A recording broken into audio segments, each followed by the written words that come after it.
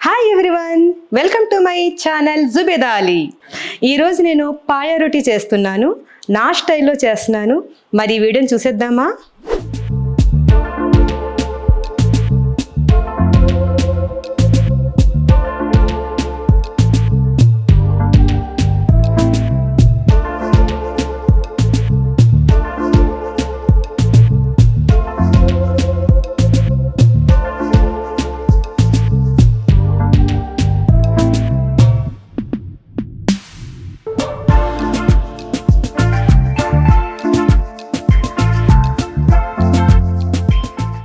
నేను 6 పాయ తీసుకున్నాను.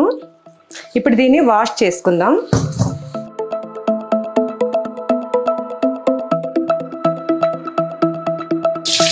దీన్ని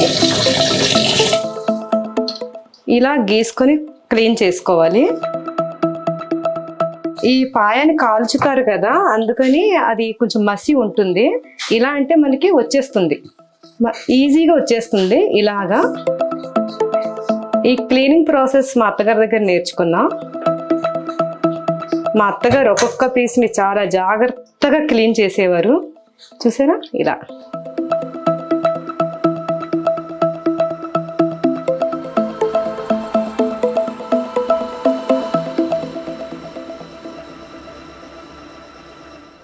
ఈ విధంగా ఒక 4 టైమ్స్ బాగా మనం కడిగి వేరే దాంట్లోకి తీసుకోవాలి.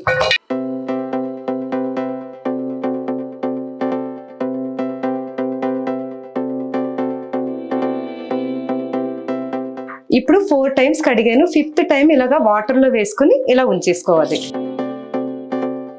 పాయ కోసం కావలసిన ఐటమ్స్: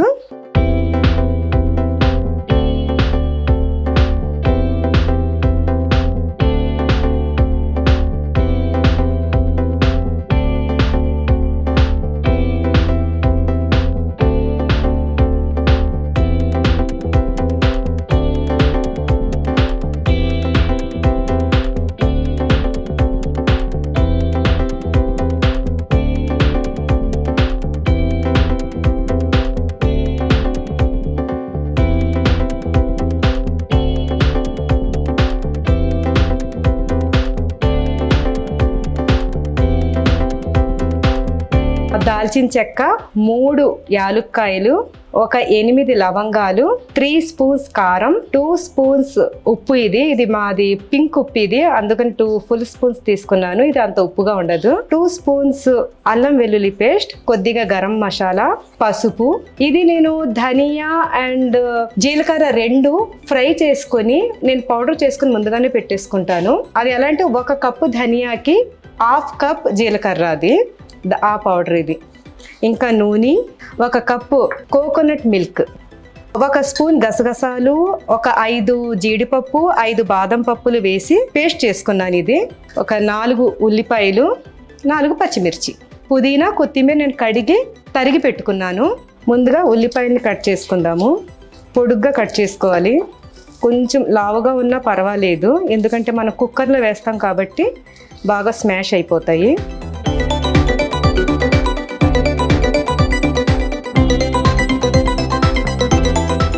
ఇప్పుడు పచ్చిమిర్చిని కట్ చేసుకుందాం. ఇలాగా జస్ట్ చాలు. సరే, ఇక స్టార్ట్ చేద్దామా? మనం పాయ ఎప్పుడు వండినా సరే కుక్కర్లోనే వండుకోవాలి.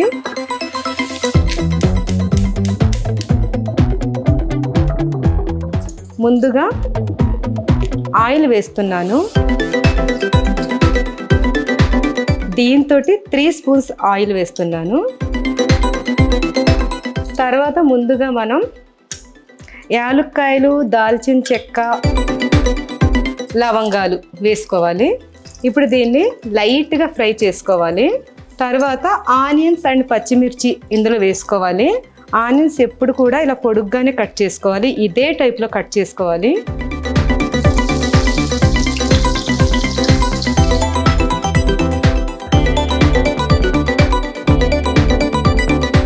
ఇప్పుడు ఒక చిన్న చిట్కా, ఉల్లిపాయలు తొందరగా మగ్గాలంటే కొద్దిగా ఉప్పు వేసుకోవాలి.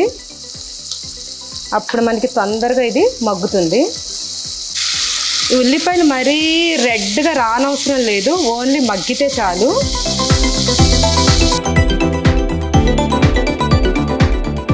ఉల్లిపాయల నుండి ఆయిల్ మనకి సపరేట్ అవ్వాలి, అవ్వినంత వరకు ఉంచితే చాలు.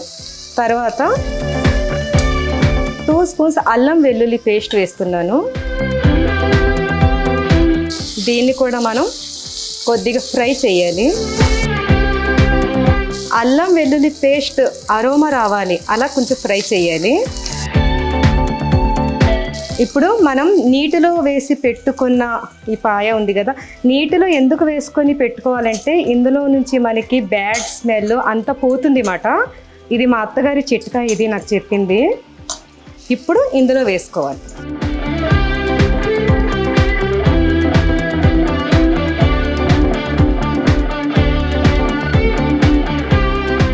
ఇప్పుడు దీనిని బాగా కలుపుకోవాలి.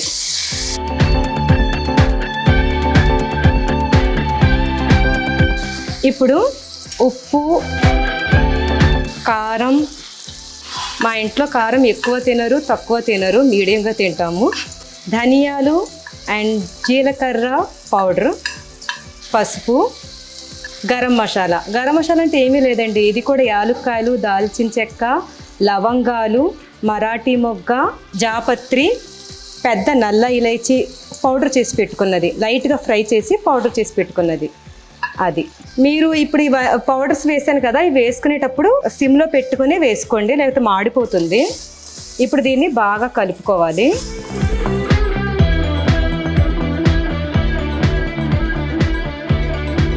మనకి ఈ పాయలో ఉన్న వాటర్ అంతా ఇంకిపోవాలి. ఇప్పుడు ఇందులో నేను గసగసాలు, బాదం, జీడిపప్పు పేస్ట్ చేసుకున్నాను. 1 ఫుల్ స్పూన్ గసగసాలు, 5 జీడిపప్పు, 5 బాదం ఇది వేసుకుంటున్నా. ఇప్పుడు కొబ్బరి పాలు వేస్తున్నాను. కొబ్బరిని కూడా పేస్ట్ చేసి వేసుకోవచ్చు, కానీ నాకు కొబ్బరి పాలు వేస్తేనే నాకు మంచిగా అనిపిస్తుంది. ఇప్పుడు దీన్ని బాగా కలుపుకోవాలి. ఇప్పుడు కొత్తిమీర, పుదీనా నేను కడిగేసి తరిగేసి పెట్టాను. ఇది ఇప్పుడు సగమే వేయాలి, మిగతా సగం లాస్ట్ని వేసుకుందాం.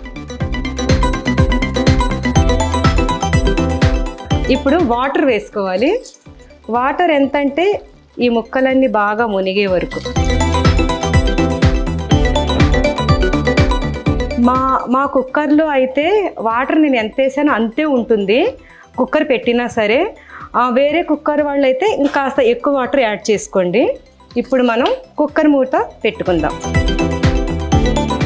కుక్కర్ మూత పెట్టుకొని ఒక 5 మినిట్స్ హై ఫ్లేమ్లో పెట్టుకొని తర్వాత సిమ్లో పెట్టేసి ఒక 40 మినిట్స్ వదిలేయాలండి. దీన్ని మీరు ఎంత క్వాంటిటీ చేసినా సరే 40 మినిట్స్ అయితే చిన్న సిమ్లో పెట్టి వదిలేయాలి. మీకు పెద్ద స్టవ్ అయితే సిమ్లో ఉన్నా సరే పెద్దగానే ఉంటుంది కాబట్టి ఈ చిన్న స్టవ్ మీద నేను ఇప్పుడు దీన్ని మార్చుకుంటాను. ఈ చిన్న స్టవ్లో చిన్న మంట మీద మనం పెట్టుకోవాలి. దీన్ని 40 మినిట్స్ వరకు వదిలేయాలి. ఇది బాగా కుక్ అవ్వాలి. మా కుక్కర్కి విజిల్ రాదు, ఇది ఓన్లీ పైన ఇది మార్క్ చూపిస్తుంది. మీరైతే 5 విజిల్స్ వచ్చాక సిమ్లో పెట్టేసుకోండి. సిమ్లో పెట్టుకొని 40 మినిట్స్ వదిలేయాలి. ఇప్పుడు నా స్టైల్ చపాతీ చేసి చూపిస్తాను. గోధుమ పిండి తీసుకున్నాను నేను. ఈ గోధుమ పిండిలో ఇప్పుడు నార్మల్ వాటర్ కలుపుతున్నాను. మీరు ఈ గోధుమ పిండిలో ఎప్పుడైనా పాలు విరిగిపోతాయి కదా, సడన్గా విరిగిపోతాయి. ఆ పాలని మీరు ఒక చిన్న చిన్న బాక్సెస్లో వేసుకొని ఫ్రిడ్జ్లో స్టోర్ చేసుకోవచ్చు. ఐస్ దాంట్లో రిఫ్రిజిరేటర్లో స్టోర్ చేసుకోవచ్చు. ఒక్కొక్క బాక్స్ తీసుకొని మనం కొంచెం వేడి చేసి దాన్ని ఇందులో కలుపుకోవచ్చు. ఇదొక టిప్. ఇది పాలు ఎప్పుడు విరిగిపోయినా సరే నేను అలాగే చేస్తాను, గోధుమ పిండిలో కలిపేస్తాను అది. ఇంకా మనం పొటాటోస్ బాయిల్ చేస్తాం కదా, క్యారెట్ బాయిల్ చేస్తాము, అప్పుడు కూడా ఆ మిగిలిన వాటర్ కూడా నేను ఇలా చపాతీ పిండిలో కలిపేస్తూ ఉంటాను. ఇప్పుడు చపాతీ పిండిని కలుపుకుందాం. కొద్దిగా వాటర్ వేసుకొని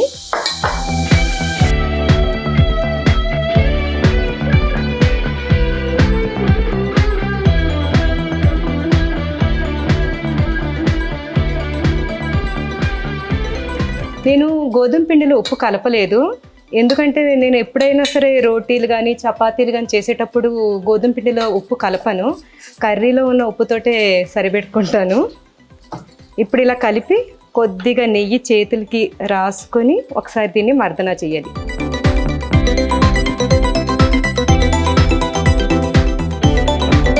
నెయ్యి రాసి ఇలా చేశాక కొద్దిగా వాటర్ చేతిలో తీసుకొని ఈ పిండిని ఒకసారి చూడండి, ఇలా గుంటలు గుంటలుగా కాస్త ఇలా పిండిని తడుపుకోవాలి. ఇప్పుడు దీని మీద కవర్ చేసేసుకోవాలి. ఇలా పెట్టుకొని ఒక 20 మినిట్స్ వరకు వదిలేయాలి.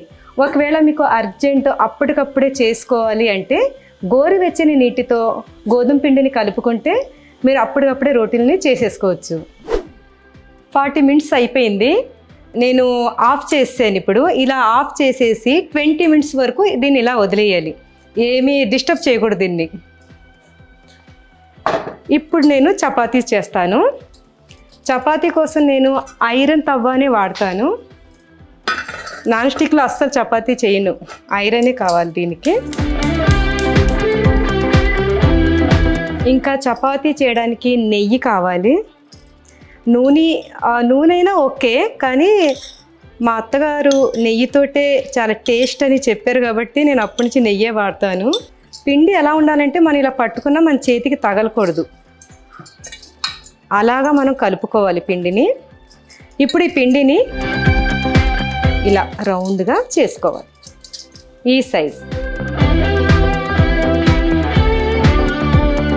పొడి పిండి జల్లుకొని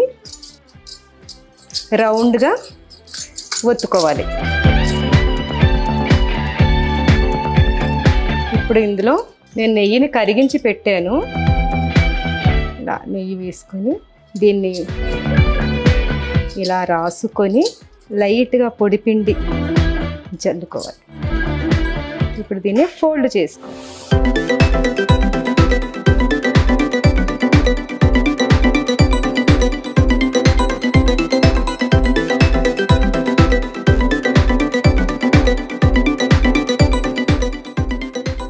మనం ఒత్తుకునేటప్పుడు మధ్య పిండి దగ్గర మనం ఎక్కువ బరువు పెట్టకూడదు, సైడ్స్లోనే బరువు పెట్టి, సైడ్స్ ఎందుకంటే పల్చగా మనం ఒత్తుకోవాలి సైడ్స్లో. మంట హై మంట పెట్టకూడదు, అసలు దీంట్లోంచి పొగ రాకూడదు, మీడియంలో పెట్టి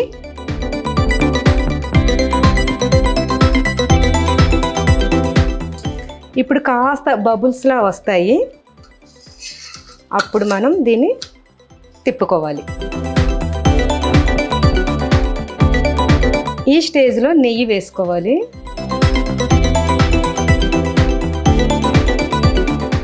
బ్యాక్ సైడ్ కూడా నెయ్యి వేసుకొని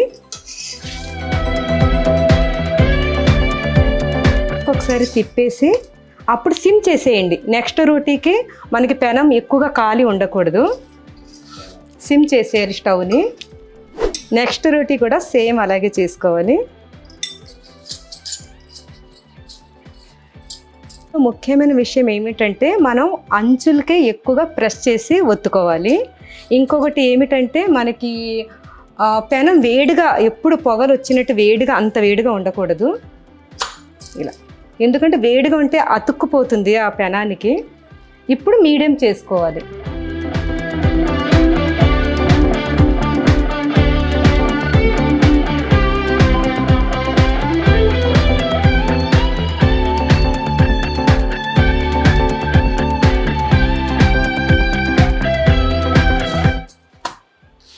చూసారు కదా, రోటీస్ ఎప్పుడైనా సరే కొంచెం బ్లాక్గా మాడినట్టు ఉండకూడదు, ఓన్లీ బ్రౌన్ కలర్లో ఉంటేనే ఆ రోటీస్ చాలా టేస్ట్గా ఉంటాయి.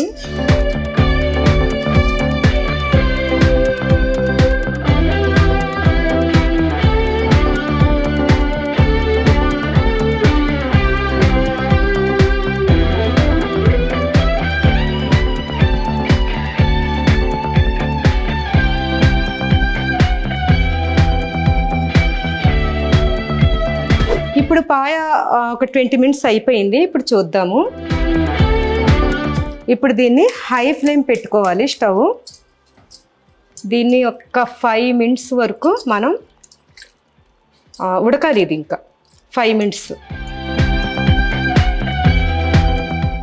ఇప్పుడు లాస్ట్గా మేము కొత్తిమీర పుదీనా వేసుకుందాం.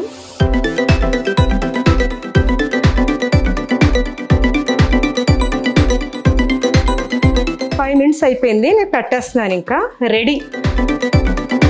ఇప్పుడు మా వారికి టేస్ట్ చూపించబోతున్నా. మా వారు తిని ఎలా ఉందో చెప్తారు.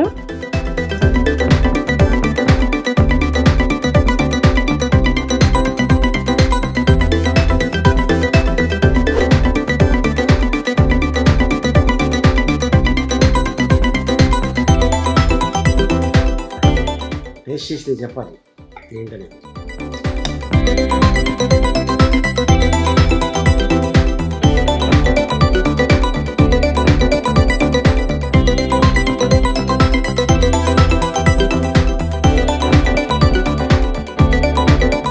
పాయా రోటీ అంటే నాకు చాలా ఇష్టం. మద్రాసులో ఉన్నప్పుడు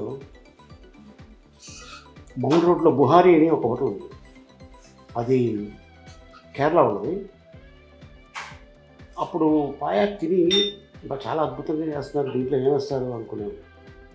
తర్వాత మా మదర్ బాగా చేశారు పాయా. ఆ తర్వాత మా వైఫ్ అద్భుతం. నేను ఎప్పుడైనా అవుట్డోర్కి వెళ్తున్నప్పుడు హైదరాబాద్ వస్తున్నానంటే ఇందులో చెప్తా, పాయా రోటీ తయారు చేసి ఉంచు, పలానా టైంలో ఫ్లైట్ దిగుతా అని చెప్పి. సో వీక్లో లేదంటే 10 డేస్కి ఒకసారి కంపల్సరీ మా ఇంట్లో పాయా రోటీ ఉంటుంది. ముఖ్యంగా బక్రీద్ టైంలో అయితే చాలా ఎక్కువ ఉంటుంది. ఆల్మోస్ట్ బక్రీద్ అంటే తెలుసు, 3 రోజులు నడుస్తుంది పండగ. ఆ 3 రోజులు మా ఇంట్లో పాయా చేస్తూనే ఉంటుంది. ఆడే స్పెషలిస్ట్, పాయా స్పెషలిస్ట్.